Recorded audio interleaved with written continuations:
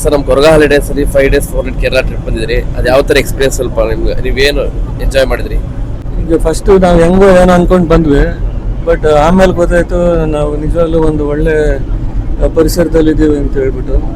ಹಂಗಾಗಿ ನಾವು ನಮ್ದು ಡೇ 1 ಇಂದ ಡೇ 5 ತುಂಬ ಎಂಜಾಯ್ ಮಾಡಿದ್ವಿ. ಇವಾಗ ಅನಿಸ್ತಾ ಇದೆ ಎಷ್ಟು ಬೇಗ ಮುಗಿದೋಯ್ತಾ ಅಂತ. So really thanks to all the arrangements, coordination. ಮತ್ತೆ ನಿಮ್ ಬರ್ತ್ಡೇ ಸರ್ಪ್ರೈಸ್ ಬೇರೆ ಮಾಡಿಕೊಟ್ಟ ನಿಮ್ಗೆ. ಎಸ್, ಅದು unexpected. That is really amazing.